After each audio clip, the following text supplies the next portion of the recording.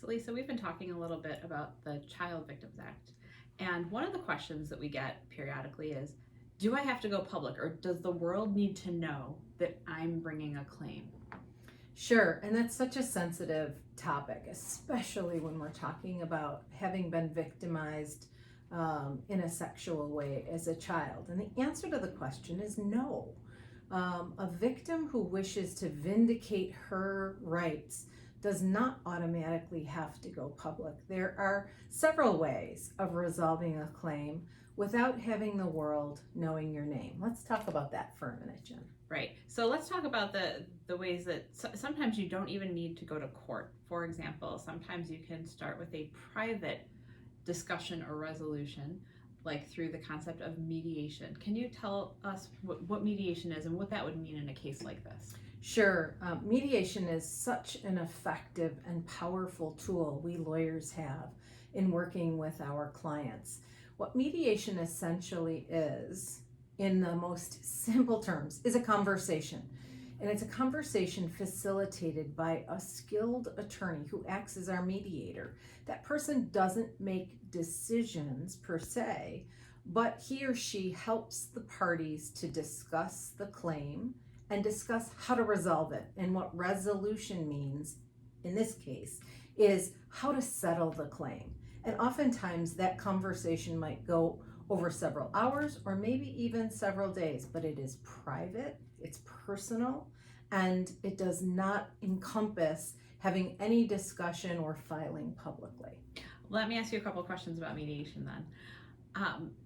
Does the person need to be in the same room as the person that they're bringing the claim against, the offender, the perpetrator? Sure, and we get that question a lot, and the simple answer is no. Particularly in a climate where we've gone through the pandemic, many of these mediations Jen and I do take place over Zoom or even teleconference. And while our client might be with us or might be comfortable at home, there certainly is never a requirement that the client, the victim, or the survivor has to be in the same room with the perpetrator. So even if we did the mediation in person, is it possible that the individual could not have to sit in a big group session, for example, with the perpetrator? Absolutely, and that happens all the time. Oftentimes what happens, in fact, almost every time what happens in a mediation is there are separate rooms for the claimant side and the defense side, and the claimant remains in his or her room with the attorneys, and the mediator shuttles back and forth between the rooms. So there is never a requirement, even when we're doing mediations in person, for you to be in the same vicinity as the perpetrator. So you mentioned the Zoom option. What happens if somebody had an experience, they were sexually assaulted here in New York many years ago, but they don't live in New York anymore? Do they need to come to New York for this mediation process to happen? That's a great question as well, and one we've fielded a number of times, and the simple answer to that is no. Oftentimes, and in fact, the mediator will often want the claimant to be as comfortable as possible. And so we have had mediations with individuals who have been in different states across the United States. While they were victimized here in New York, they now live someplace else, and they may stay in their home in the comfort of their familiar surroundings, and then speak with us via Zoom or on the telephone or even FaceTime on an iPhone, for example. Okay, so you said that mediation is like a conversation, so that's sort of getting everybody on the same page for how to resolve a case. What if you can't and you have to go to court? Sure, and we're talking about, does a victim or survivor have to go public? And in these sorts of very sensitive, fact-specific cases, that is not always the case. Although our courts are public courts, there are mechanisms lawyers can use to protect their clients. Why don't you talk about those, Jen? Yeah, so clients can sometimes bring an action under a pseudonym. Like we think of Jane Doe or John Doe.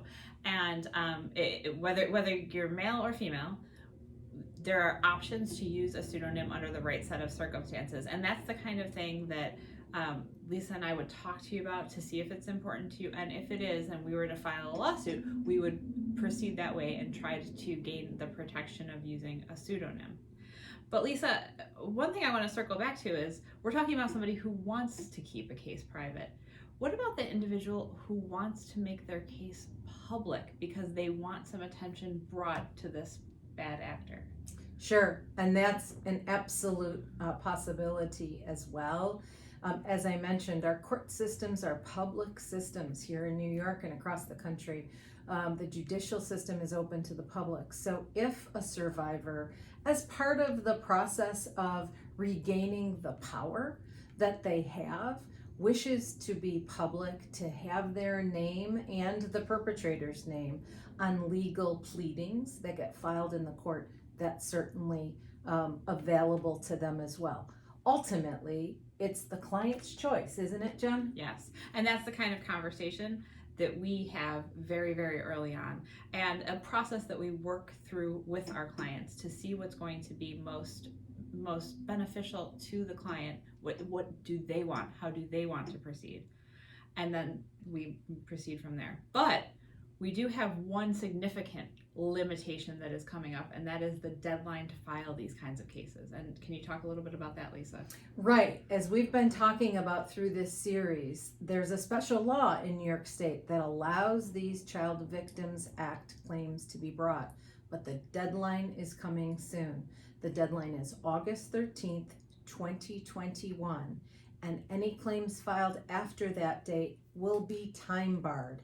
And so there is some urgency to bringing a claim if you have one.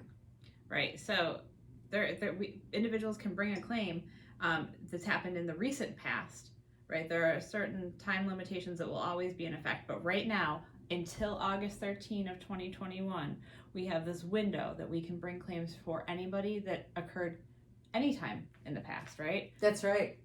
But our big day is August 13, 2021, and the sooner the better. We don't want to be put in the position of having to file at the very last minute because those deadlines are so strict. So we should really be talking to people as soon as possible.